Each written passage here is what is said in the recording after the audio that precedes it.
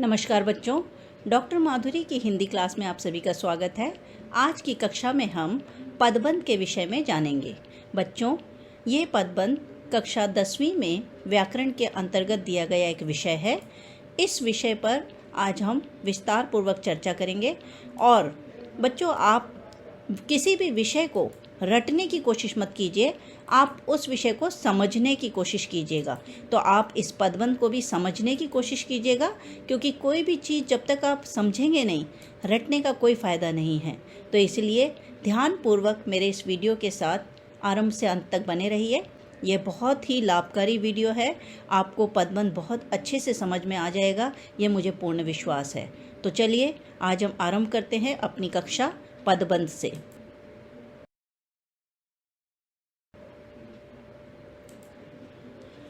बच्चों, पदबंध को समझने से पहले हमें भाषा की छोटी इकाई पर आना होगा, क्योंकि भाषा की छोटी इकाई को समझते हुए हम जानेंगे कि ये कैसी एक चेन है जिससे पद और पदबंध बने हैं। तो सबसे पहले हम वर्ण को समझ लेते हैं।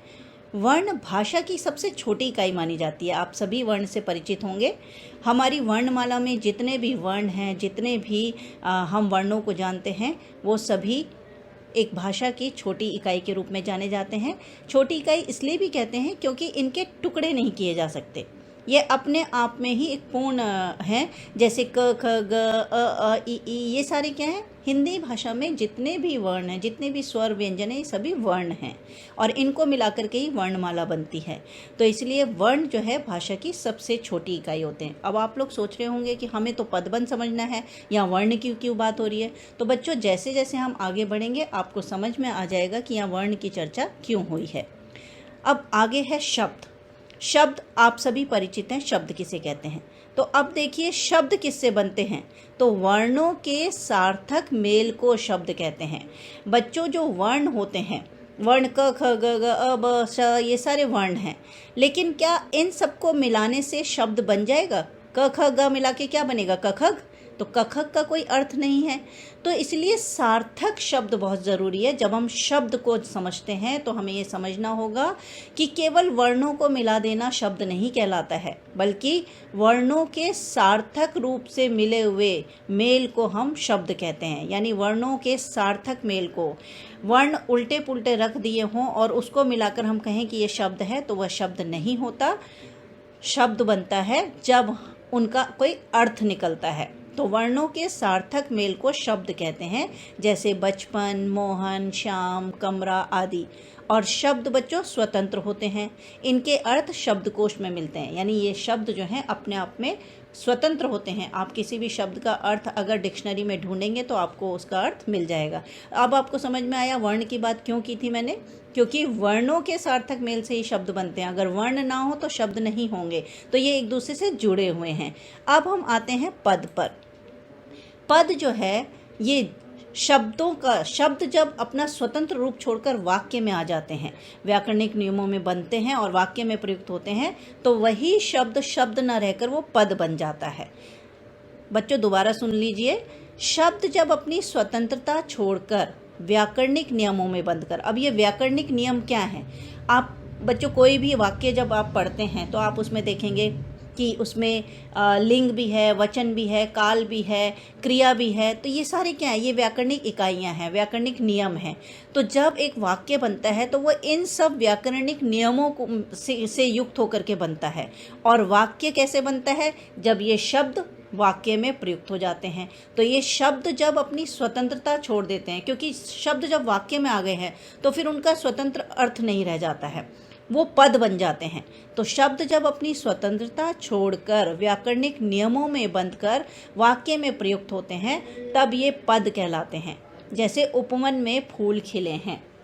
अब जैसे हम अगर दूध में शक्कर मिलाते हैं, तो शक्कर और दूध अगर हम अलग अलग देखें तो शक्कर की अपनी एक पहचान है, उसकी मिठास है और देखने में भी वो दानेदार है, कोई पिसी हुई भी होती है। और उधर दूध है, दूध का अपना एक अलग अस्तित्व है।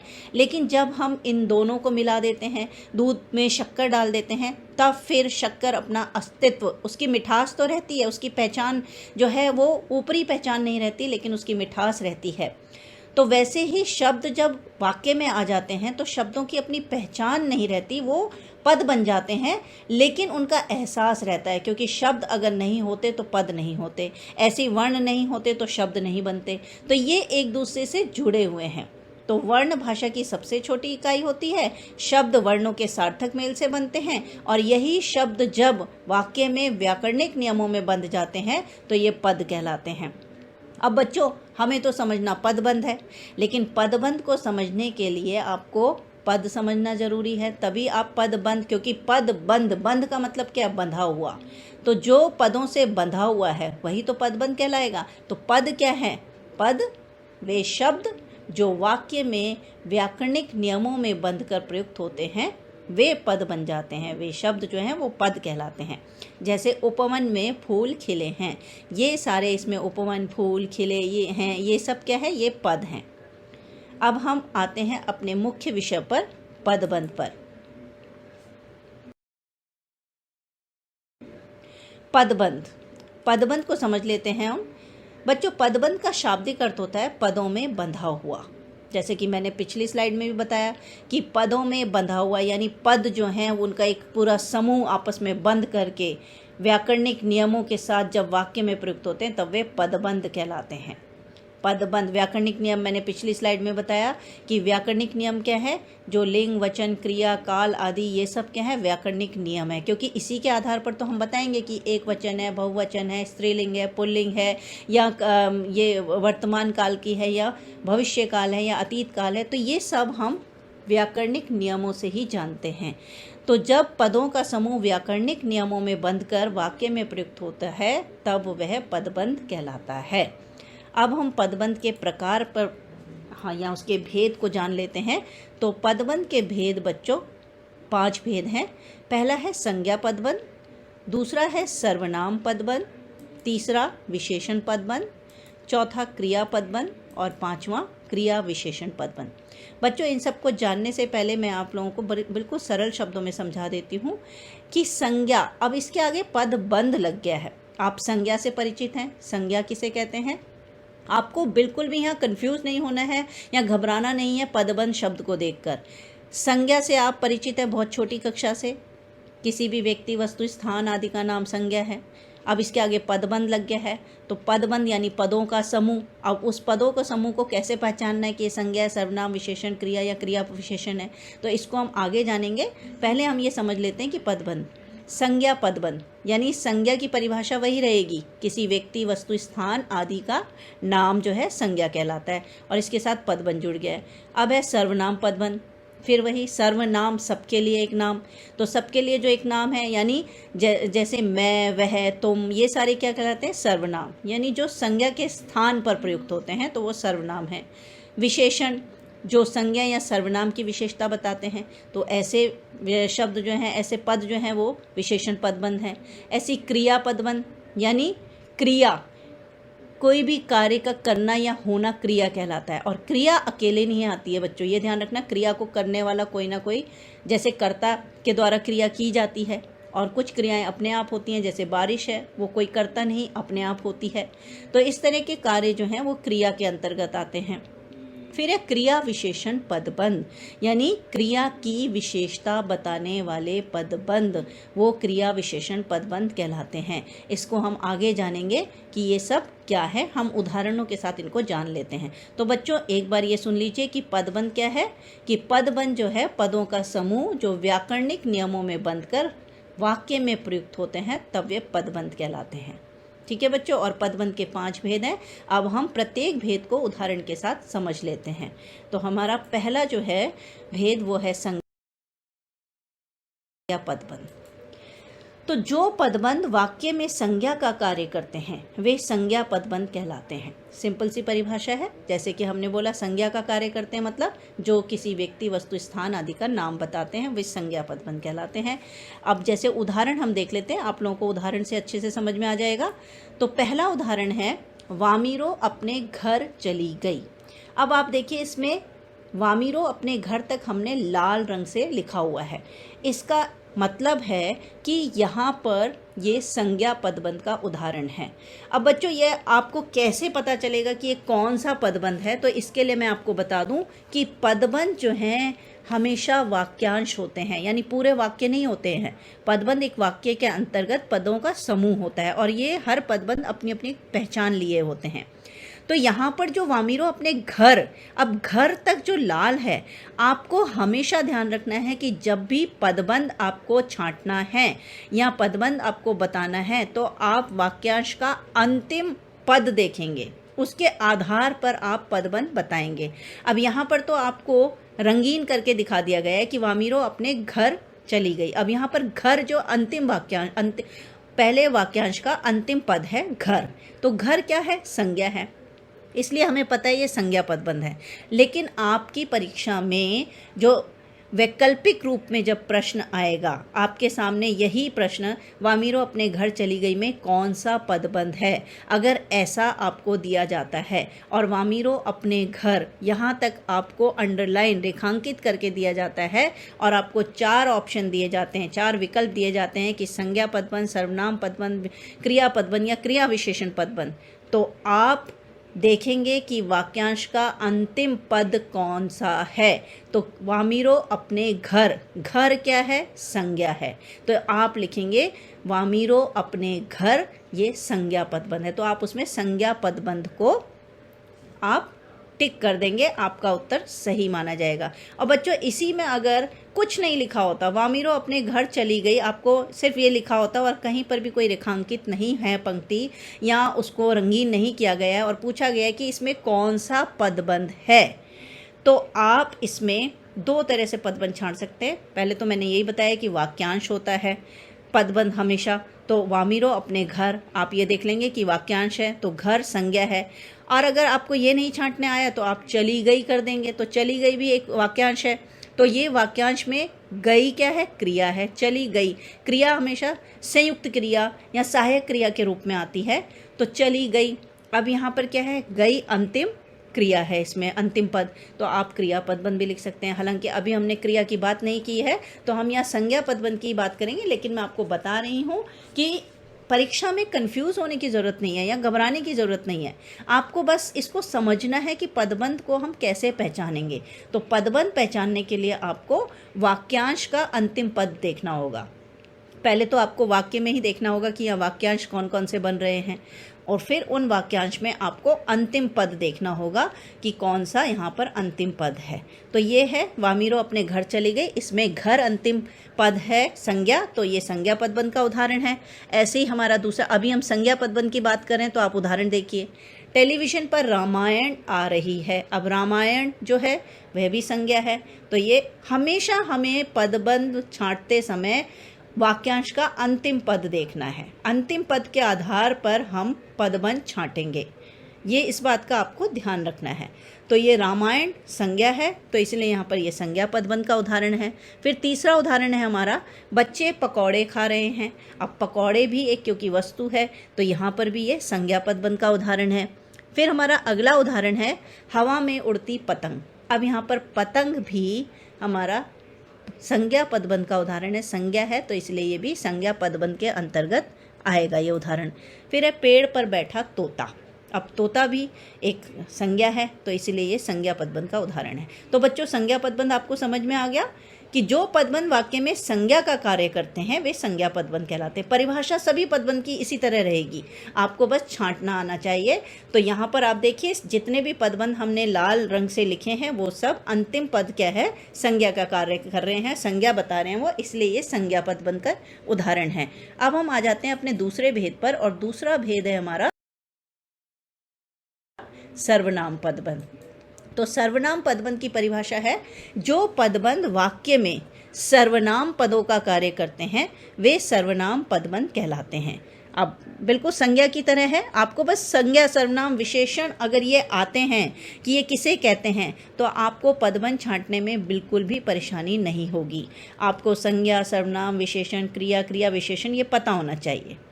तो सर्वनाम पदबंध यानी सबके लिए जो नाम, यानी संज्ञा के स्थान पर जो नाम प्रयुक्त होते हैं वो सर्वनाम है। तो जो पदबंध वाक्य में सर्वनाम पदों का कार्य करते हैं वे सर्वनाम पदबंध कहलाते हैं। अब आप देखिए, घायल व्यक्ति को आप अस्पताल पहुंचा दीजिए। आप देखिए इसमें रंगीन पद अंतिम वाक्यांश का अंतिम पद कौन सा है? आप। आप क्या होता है? सर्वनाम। तो घायल व्यक्ति को आप, ये सर्वनाम पदबंध का उदाहरण है। अगला है कोने में बैठा वह। अब वह भी सर्वनाम है, तो आप इसको भी सर्वनाम पदबंध के अंतर्गत रखेंगे। जन्मदिन पर मिली मेरी। अब मेरी क्या है? यहाँ पर सर्वनाम है। अगर होता जन्मदिन पर मिली मेरी कलम, तो कलम क्या हो जाता बच्चों? ये हो जाता संज्ञा। तो इसीलिए यहाँ पर हमेशा आप अंतिम वाक्यांश के अंतिम पद को ध्यान में रखकर पदबंध छांटेंगे। तो यहाँ पर जन्मदिन पर मिली मेरी, ये जो है सर्वनाम पदबंध है। अगर ये वाक्य पूरा होता जन्मदिन पर मिली मेरी कलम खो गई, इसमें कहीं भी रेखांकित या रंगीन पदबंध या पदों का समूह नहीं होता और आपसे कहा जाता कि इसमें आपने संज्ञा पदबंध छांटिए, तो आप जन्मदिन पर मिली मेरी कलम, आप यहाँ तक इसको छांट देते और फिर लिखते कि ये जो है संज्ञा पदबंध है, क्योंकि कलम जो है वो संज्ञा पद है और क्योंकि ये एक वाक्यांश है तो इसमें अंतिम पद संज्ञा है, तो इसलिए वो संज्ञा पदबंध हो जाता। लेकिन अभी जन्मदिन पर मिली मेरी तक ये रंगीन है, तो यहाँ पर ये सर्वनाम पदबंध कहलाएगा। ठीक है बच्चों, तो ये मुझे लग रहा है कि आप आसानी से समझ रहे होंगे या समझ जाएंगे। नेक्स्ट है गर्मियों की छुट्टियों में हम घूमने चले गए। अब हम क्या है बच्चों? हम भी सर्वनाम है, तो ये क्या कहलाएगा? ये सर्वनाम पदबंध कहलाएगा। इसके पश्चात हमारा अगला उदाहरण है स्नेहा ने सारा काम अपने आप किया। अपने आप बच्चों, ये देखो, ये जो अंतिम पद है वाक्यांश का वो क्या है? सर्वनाम। अपने आप क्या है? निजवाचक सर्वनाम होता है, स्वयं, खुद, अपने आप। तो ये सर्वनाम पदबंध के उदाहरण हैं। ठीक है बच्चों, तो संज्ञा और सर्वनाम पदबंध हो गए। अब हम जानते हैं विशेषण पदबंध के बारे में। तो विशेषण पदबंध, जो पदबंध संज्ञा या सर्वनाम के विशेषण के रूप में प्रयुक्त होते हैं वे विशेषण पदबंध कहलाते हैं। आपको पता है विशेषण क्या होते हैं? जो संज्ञा या सर्वनाम की विशेषता बताते हैं। तो वही चीज़ बस यहाँ पर पदबंध शब्द जुड़ गया है। तो पदबंध यानी पदों का समूह, तो उसके आधार पर आपको देखना है। चलिए हम इसके उदाहरण देख लेते हैं। अब माताजी बाजार से ताज़े फल लाईं। अब यहाँ पर ताज़े बच्चों देखो, अब फल की विशेषता बता रहे हैं। फल क्या है? संज्ञा है। और कैसे फल हैं? वो ताज़े हैं। तो यहाँ पर हमारा विशेषण माताजी बाजार से ताज़े, ये पूरा पदों का समूह है। और अंतिम पद क्या है यहाँ पर? ताज़े। वाक्यांश का अंतिम पद क्या है? ताज़े, जो है विशेषण पदबंध है, तो इसलिए ये विशेषण पदबंध कहलाएगा। तो आप पूरा इसको मार्क कर सकते हैं, माताजी बाजार से ताज़े, तो ये कहलाएगा विशेषण पदबंध। दूसरा है पार्क में बहुत सुंदर बच्चा खेल रहा था। अब बहुत सुंदर, ये क्या है? सुंदर बहुत, ये क्या है? विशेषण है। बच्चे की विशेषता बताई जा रही है, बच्चा कैसा है? बहुत सुंदर। तो यहाँ पर पार्क में बहुत सुंदर, ये पूरा विशेषण पदबंध कहलाएगा अंतिम, क्योंकि इसका पद विशेषण है। तीसरा उदाहरण है ततारा वामिरों की मधुर आवाज़ सुनकर मुग्ध हो गया। आवाज़ कैसी है? मधुर। तो यहाँ पर आवाज़ की विशेषता बताई गई है, तो यहाँ पर ये विशेषण पदबंध का उदाहरण है। नेक्स्ट है पेड़ों पर लटके मोटे मोटे आम देखकर मन ललचा गया। अब मोटे मोटे बच्चों, ये क्या है? आम की विशेषता। कैसे आम देखकर मन ललचा गया? मोटे मोटे। तो ये कहलाएगा विशेषण पदबंध। और फिर है तालाब में गुलाबी कमल खिले थे, यानी तालाब में गुलाबी कमल खिले थे, तो कमल की विशेषता क्या हो गई? गुलाबी। तो ये हो गया विशेषण पदबंध। तो बच्चों ये समझ में आ रहा होगा आपको आराम से, मैं तो यही उम्मीद कर रही हूँ, क्योंकि बहुत ही आसान तरीके से आपको समझा दिया गया और साथ में ये भी बताया गया कि जब भी आप पदबंध छांटें तो आपको वाक्यांश का अंतिम पद देखकर पदबंध छांटना है। पहले तो आपको वाक्य में वाक्यांश देखना है और फिर वाक्यांश का अंतिम पद देखना है। और क्योंकि परीक्षा में आपके लिए बहुत आसान है, आपको बहुवैकल्पिक रूप में प्रश्न पूछा जाएगा, तो आपको मैंने आगे वो अभ्यास के रूप में भी आपको दिए हैं, आगे भी हम उसकी चर्चा कर लेंगे कि किस तरह से बहुवैकल्पिक रूप में प्रश्न पूछा जा सकता है, तो वो आपके लिए और भी आसान हो जाएगा। तो बच्चों ये हुआ विशेषण पदबंध। अब हम पहुँचते हैं क्रिया पदबंध पर। क्रिया पदबंध, वाक्य में कई पद मिलकर क्रिया का कार्य करते हैं तो वो क्रिया पदबंध कहलाते हैं। जैसा कि मैंने आपको बताया, क्रिया कभी अकेली नहीं आती, वो या तो सहायक क्रिया के साथ होगी, यानी उसमें जैसे हम कहते हैं मैं चलकर आती हूँ। अब चलना भी एक क्रिया है और आना भी एक क्रिया है, तो ये सहायक क्रिया हुई, मुख्य क्रिया को पूर्ण करने में सहायक क्रिया साथ में है। तो क्रिया जो है वो इसमें कई पद मिलकर क्रिया का कार्य करते हैं तो ये क्रिया पदबंध कहलाते हैं। जैसे उदाहरण है इसमें, बारिश में मोर नाचने लगा। अब बच्चों एक चीज़ का ध्यान रखना, इस बात को अगर आप ध्यान में रखेंगे तो आपको क्रिया पदबंध छांटने में कभी भी कोई समस्या आएगी ही नहीं और आपके क्रिया पदबंध में कभी कोई गलती नहीं होगी। बारिश में मोर नाचने लगा, जब भी आप क्रिया पदबंध छांटें तो आप वाक्य के अंत में जाएंगे। यह क्रिया क्योंकि हमेशा वाक्य के अंत में आती है, तो अंतिम जो है, कुछ बच्चे क्या करते हैं, नाचने को ही क्रिया को छांट देंगे और कहेंगे ये क्रिया है, वो गलत हो जाता है। आपको पदबंध छांटना है तो नाचने लगा अंत तक क्रिया होगी ये, तो नाचने लगा पूरा जो है ये क्रिया पदबंध के अंतर्गत आएगा। तो बच्चों इस बात का ध्यान रखना कि क्रिया पदबंध हमेशा वाक्य के अंत में ही होता है। नेक्स्ट एग्जाम्पल है, परीक्षा भवन में परीक्षा चल रही है। अब इसमें परीक्षा चल रही है भी हो सकता है, चल रही है भी हो सकता है, दोनों सही हैं, लेकिन वही ध्यान रखना है कि अगर आप छांटते तो परीक्षा चल रही यहाँ तक नहीं, आप पूरा है तक छांटेंगे तो वो चल रही है जो है ये क्रिया है। हमेशा क्रिया पदबंध वाक्य के अंत में होगा, ये ध्यान रखना। नेक्स्ट है, सब एक साथ बैठकर भोजन कर रहे हैं। अब भोजन कर रहे हैं भी सही है और कर रहे हैं भी सही है, करना और रहना एक सहायक क्रिया मुख्य क्रिया एक साथ है। फिर है, हाथी मस्त चाल चलता है। अब चाल चलता है भी सही है और चलता है भी सही है। अगर आप चाल चलता करेंगे वो गलत हो जाएगा, चलता है तक जो है क्रिया होगी। तो चाल चलता है लिखते हो वो भी सही है, चलता है लिखते हो वो भी सही है, लेकिन अंत तक क्रिया पदबंध माना जाएगा। फिर नेक्स्ट है हमारा, चूहा बिल्ली को देखकर भाग गया। अब भाग गया ये जो है क्रिया पदबंध का उदाहरण है। हमेशा ध्यान रखिएगा क्रिया पदबंध वाक्य के अंत में होता है, तो जब भी क्रिया पदबंध छांटना हो आपको वाक्य के अंत में पूरी क्रिया को छांटना होगा। अब हम आ जाते हैं क्रिया विशेषण पदबंध। क्रिया विशेषण पदबंध बच्चों, आप लोग इसमें बहुत ज़्यादा गलतियां करते हो, क्योंकि परीक्षा के समय या कक्षा में भी जब पढ़ाया जाता है तो उस समय ये ध्यान देखा जाता है, अक्सर देखने को मिलता है कि बच्चे क्रिया विशेषण में बहुत गलती करते हैं। वो उन्हें पता नहीं चलता है कि इसमें क्या छांटना है। बच्चों क्रिया विशेषण आपको नाम से स्पष्ट हो रहा है कि जो शब्द क्रिया की विशेषता बता रहे हैं वो क्रिया विशेषण कहलाते हैं। यानी विशेषण का अर्थ है विशेषता बताने वाले। अब हमने विशेषण की परिभाषा क्या जानी थी कि जो संज्ञा या सर्वनाम की विशेषता बताते हैं वो विशेषण कहलाते हैं, लेकिन यहाँ पर विशेषण से पहले क्रिया लग गया है, तो इसका मतलब क्या है कि जो क्रिया की विशेषता बताते हैं वो क्रिया विशेषण कहलाते हैं। अब यह है पदबंध, तो किसी भी वाक्य में क्रिया विशेषण का कार्य करने वाले पदबंध जो हैं क्रिया विशेषण पदबंध कहलाते हैं। अब कैसे कहलाते हैं, जरा उदाहरण देख लीजिए आप। आकाश में पतंग धीरे धीरे उड़ रही है।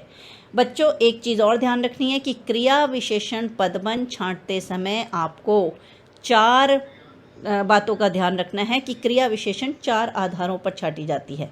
एक, रीति के आधार पर, रीति यानी किस तरह से क्रिया हुई। दूसरी, काल के आधार पर यानी किस समय क्रिया हुई। तीसरी, स्थान के आधार पर यानी किस जगह पर क्रिया हुई। और चौथी, परिमाण के आधार पर यानी मात्रा कितनी क्रिया हुई। तो वो इसके आधार पर जो है इन 4 आधारों पर क्रिया विशेषण पदबंध छांटा जाता है। तो अब जैसे पहला उदाहरण है, आकाश में पतंग धीरे धीरे उड़ रही है। अब बच्चों अगर इसमें से आपको क्रिया पदबंध छांटना होता तो आप क्या छांटते, उड़ रही है। उड़ रही है ये क्रिया पदबंध होता, लेकिन आपको पूछा जा रहा है क्रिया विशेषण पदबंध, तो अब क्रिया की विशेषता क्या है यहाँ पर, उड़ रही है। पतंग तो हो गई संज्ञा, लेकिन वो उड़ रही है, उसकी क्रिया जो हो रही है उड़ना, लेकिन कैसे उड़ रही है, तो यहाँ पर रीतिवाचक क्रिया विशेषण है, यानी धीरे धीरे उड़ रही है। तो ये धीरे धीरे जो है वो क्रिया विशेषण पदबंध के अंतर्गत आएगा। समझ गए बच्चों कि आकाश में पतंग धीरे धीरे उड़ रही है। मैंने आपको बताया क्रिया विशेषण 4 आधारों पर देखा जाता है। एक होता है रीतिवाचक, रीति का अर्थ होता है कैसे, किस तरह से क्रिया हो रही है। फिर होता है कालवाचक, काल का अर्थ है समय, यानी किस समय क्रिया हुई। फिर होता है स्थानवाचक यानी किस जगह पर क्रिया हुई, और फिर होता है परिमाणवाचक यानी कितनी क्रिया हुई। दूसरा उदाहरण है, रोहन खाते खाते सो गया। अब सो गया यहाँ क्रिया है, लेकिन कैसे सो गया? खाते खाते। तो यहाँ पर खाते खाते जो है वो क्रिया विशेषण पदबंध का उदाहरण है। फिर है, पिताजी आज शाम पहुँच रहे हैं। कब पहुँच रहे हैं? अब यहाँ कालवाचक आ गई है, आज शाम। तो ये आज शाम क्या है? क्रिया विशेषण पदबंध का उदाहरण है। फिर हमारा अगला उदाहरण है, आज तो बहुत अधिक खा लिया है। अब बच्चों मैंने मात्रा भी बताया था, परिमाणवाचक क्रिया विशेषण यानी जिसमें हमें मात्रा पता चलती है। तो बहुत अधिक खा लिया है यानी खाना तो क्रिया है, लेकिन कितना खा लिया है? बहुत अधिक। तो ये क्रिया विशेषण का उदाहरण है। ठीक है बच्चों, तो ये क्रिया विशेषण पदबंध हो गई।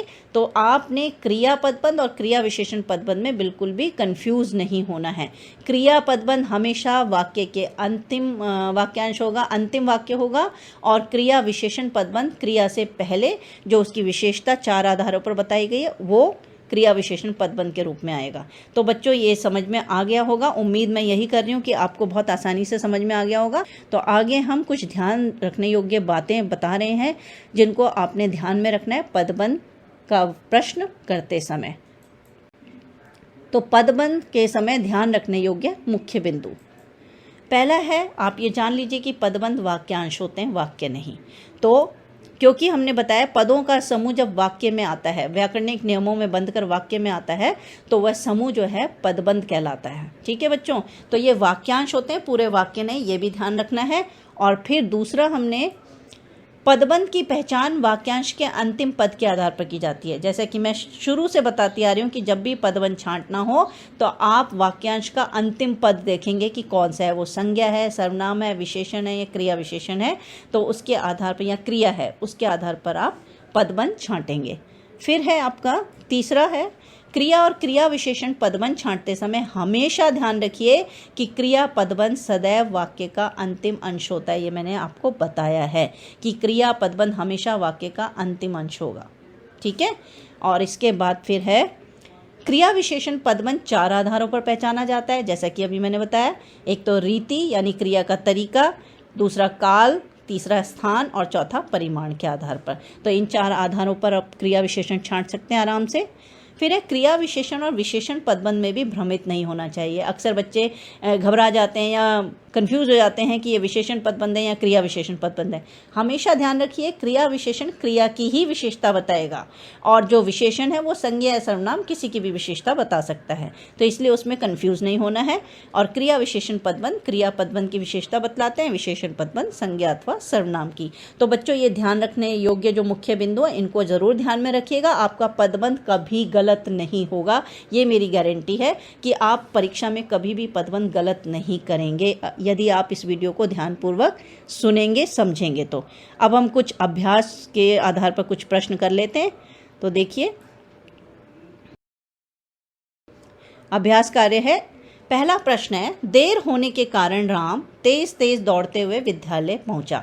अब यहाँ पर तेज तेज, यहाँ पर जो है रंगीन कर रखा है, यानी आपसे इसका पदबंध पूछा जा रहा है। तो आपके पास 4 ऑप्शन है, संज्ञा पदबंध, सर्वनाम पदबंध, क्रिया पदबंध और क्रिया विशेषण पदबंध। और इसका सही उत्तर है क्रिया विशेषण पदबंध, क्योंकि दौड़ते हुए विद्यालय पहुंचा इस क्रिया की विशेषता कैसे, तेज तेज, तेज तेज दौड़ते हुए, कैसे दौड़ते हुए, तेज तेज दौड़ते हुए। ठीक है बच्चों। दूसरा प्रश्न है, तेज हवा चलने के कारण छत पर सूख रहे कपड़े नीचे गिर गए। अब बच्चों देखो ये वाक्यांश है, छत पर सूख रहे कपड़े, कपड़े अंतिम वाक्य, यहाँ पर वाक्यांश का अंतिम पद क्या है, कपड़े, और कपड़े कौन सा पद होता है, संज्ञा। तो यहाँ पर सही उत्तर क्या होगा इसमें, संज्ञा पदबंध। ठीक है बच्चों। नेक्स्ट है हमारा अगला प्रश्न है, सिपाही धीरे धीरे चलते हुए सुरक्षित स्थान पर पहुंचा। अब आप देखिए, सुरक्षित स्थान पर पहुंचा वाक्य का अंतिम अंश है। ठीक है, तो ये पहुंचा जो है अंतिम पद क्या है, क्रियापद है। तो इसका सही उत्तर क्या हुआ, क्रियापदबंध। इसी प्रकार अगला प्रश्न है, मेरी बेटी दिल्ली जा रही है। तो इसमें बेटी जो है वो संज्ञा पदबंध है, तो इसका उत्तर होगा संज्ञा पदबंध। फिर है, ततारा ने क्रोध में आकर अपनी तलवार धरती में घोंप दी। अब तलवार क्या होता है? वस्तु है, तो ये संज्ञा है, तो इसको हम कहेंगे संज्ञा पदबंध। इसी प्रकार हमारा जो अगला प्रश्न है वो है, मजदूर सुबह से शाम तक लगातार काम करते हैं। अब बच्चों ये लगातार सुबह से शाम तक ये पूरा क्या है? ये है क्रिया विशेषण, क्योंकि काम करना एक क्रिया है और वो कैसे काम कर रहे हैं? सुबह से शाम तक लगातार, तो ये क्रिया विशेषण पदबंध हुआ। नेक्स्ट क्वेश्चन है, सौरभ का छोटा भाई शरारती लड़का है। अब यहाँ लड़का है लेकिन कैसा लड़का है? शरारती, तो ये हो गया विशेषण पदबंध। फिर है, प्रताप गुस्से में था, उसने रमेश से कहा कि वह तुरंत घर आए। अब घर आए तुरंत, तुरंत आना मतलब कैसे आना है घर? तुरंत, तो ये क्रिया विशेषण पदबंध का उदाहरण हुआ। फिर हमारा अगला प्रश्न है, इतनी लगन से काम करने के बाद हम असफल नहीं हो सकते। अब अंतिम पद क्या है? हम, तो हम होता है सर्वनाम, ये हो गया सर्वनाम पदबंध। फिर है, वार्षिक परीक्षाएं हो गई और परीक्षा फल निकला। अब परीक्षा फल निकला, ये क्या है? अंतिम निकला, तो ये क्रिया पदबंध हो गया। नेक्स्ट है हमारा क्वेश्चन, तेज़ हवा चलने के कारण पेड़ों से पत्तियां गिरने लगीं, तो ये पत्तियां क्या हैं? संज्ञा होता है, तो हमारा इसका उत्तर होगा संज्ञा पदबंध। नेक्स्ट है हमारा, पेड़ पर लगे आम में से कुछ पक चुके हैं। अब कुछ क्या होता है? सर्वनाम, तो यहाँ पर ये सर्वनाम पदबंध इसका सही उत्तर होगा। फिर हमारा अगला प्रश्न है, मेज पर पड़ी लाल रंग की पुस्तक राधा की। अब लाल रंग, पुस्तक कैसी है? लाल रंग, तो यहाँ विशेषण हुआ ये, तो ये विशेषण पदबंध है और इसका उत्तर हुआ विशेषण पदबंध। अगला प्रश्न है, लिटिल अंडमान कार निकोबार से 96 किलोमीटर की दूरी पर है।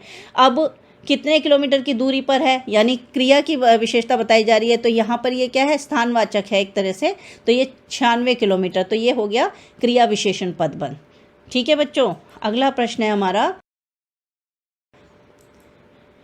ततारा वामिरों की प्रेम कथा घर घर सुनाई जाती है। अब प्रेम कथा क्या है? संज्ञा है, तो ये हमारा संज्ञा पदबंध होगा। हमेशा आप वाक्यांश का अंतिम पद देख करके पदबंध छांटेंगे। नेक्स्ट क्वेश्चन है, पक्षियों के कलरव से लोग जाग गए। अब जाग गए, गए क्या है? क्रिया है, तो ये क्रिया पदबंध हुआ। फिर है, बारिश होने के कारण बच्चे भागते हुए घर पहुँचे। कैसे घर पहुँचे? मतलब क्रिया कैसे हुई? भागते हुए, तो ये भागते हुए क्या है? क्रिया विशेषण पदबंध, तो इसका उत्तर हो गया क्रिया विशेषण पदबंध। तो बच्चों इतने प्रश्न आपको मैंने यहाँ उदाहरण सहित दिखा दिए हैं। उम्मीद करती हूँ कि आपको पदबंध बहुत अच्छे से समझ आ रहे होंगे। अब हम अभ्यास कार्य जो आप लोगों के लिए है, या आप खुद प्रैक्टिस कीजिए और उत्तर चाहे मेरे साथ कमेंट बॉक्स में डिस्कस कर लीजिए। तो आप देखिए, इसमें रेखांकित पदबंध के प्रकार बताइए। पहला है, निरंतर बहता जल पवित्र होता है। अब निरंतर बहता जल, जल क्या है? इसका आपने, अब मैं नहीं बताऊंगी, यहाँ पर आपने खुद इसके उत्तर करने हैं अभ्यास के रूप में। तो निरंतर बहता जल, यहाँ पर इसका बताना है आपने, और जल पवित्र होता है अगर इसका करें तो उस आधार पर भी आप कर सकते हैं। आप देखेंगे इसमें दो लाइनें हैं, एक लाल है और एक नीली है, तो इन दोनों के आधार पर आप इनके भेद बता सकते हैं। फिर है, उत्तर से दक्षिण तक ओलावृष्टि हुई। ओलावृष्टि का मतलब है जो ओले गिरते हैं, ओले की बारिश हुई। मुझे 1 किलो पिसी हुई लाल मिर्च चाहिए। अब दो देखो, 1 किलो पिसी हुई लाल तक भी है और 1 किलो पिसी हुई लाल मिर्च तक भी है, तो इस आधार पर आप पदबंध छांट सकते हैं। घर में काम करने वाला लड़का आलसी है। विपत्ति के समय साथ देने वाले तुम ही मेरे सच्चे मित्र हो। आकाश में उड़ते हुए बाज ने चिड़िया पकड़ी। आपके मित्रों में से कोई समय पर नहीं पहुंचा। तितलियां फूलों पर मंडरा रही हैं। सामने वाले घर में एक बहुत सुंदर बच्चा है। कुछ लोग धीरे धीरे बात करते हुए जा रहे थे। और अगला है हमारा, आपके मित्रों में से कोई समय पर नहीं पहुंचा। मैं 2500 साल पुराने किले को ढूंढ रहा हूं। स्टेशन के चारों ओर तेज रोशनी है। लखनऊ जाने वाली गाड़ी चल दी। बच्चे गंगा नदी के किनारे खेल रहे हैं। आग और पानी का साथ नहीं हो सकता। तो बच्चों एक तो अभ्यास कार्य ये है, दूसरा अभ्यास कार्य है, निम्नलिखित प्रश्नों में रेखांकित पदों का पदबंध भेद बताएं। तो अयोध्या के राजा दशरथ के 4 पुत्र थे। धीरे चलने वाली गाड़ियां प्रायः देर से पहुंचती हैं। बिजली सी फुर्ती दिखाकर आपने बालक को गिरने से बचा लिया। बरगद और पीपल की घनी छांव से हमें बहुत सुख मिला। 2 ताकतवर लोग इस चट्टान को हिला पाए। उस छत के कोने में बैठा हुआ व्यक्ति कवि है। माताजी शायद बाजार गई हैं। गुब्बारा आसमान में उड़ते उड़ते फट गया। विरोध करने वाले लोगों में से कोई नहीं आया। सुबह से शाम तक वह बैठा रहा और मेरी बेटी दिल्ली जा रही है। शेर की तरह दहाड़ने वाले तुम कांप क्यों रहे हो? देश के लिए मर मिटने वाला व्यक्ति देशभक्त होता है। कश्मीर से कन्याकुमारी तक भारत एक है। पिछले दिनों की अपेक्षा आज गर्मी अधिक है। नाव पानी में डूबती चली गई। कवि ने कविता लिखी। गोताखोर ने डूबते हुए को बचाया। परिश्रमी इंसान हमेशा सफल होते हैं और 10वीं कक्षा के बुद्धिमान छात्रों ने प्रतियोगिता जीत ली। तो बच्चों, ये था हमारा आज का वीडियो और उम्मीद करती हूँ ये आपको बहुत आसान लगा होगा, बहुत अच्छा लगा होगा और आप इससे बहुत प्रभावित होकर इससे पदबंध को समझ भी गए होंगे। तो बच्चों, बस इस वीडियो को ध्यानपूर्वक आप दोबारा देखिएगा, सुनिएगा और अपनी परीक्षा की तैयारी पूरी अच्छी से कीजिएगा। गारंटी है कि आप पदबंध में एक भी अंक नहीं खोएंगे। तो इसी तरह बस अपनी परीक्षा की तैयारी करते रहिए और तो मिलते हैं हम अपने नेक्स्ट वीडियो में। तब तक के लिए आप स्वस्थ रहिए, प्रसन्न रहिए और दूसरों को भी प्रसन्न रखिए।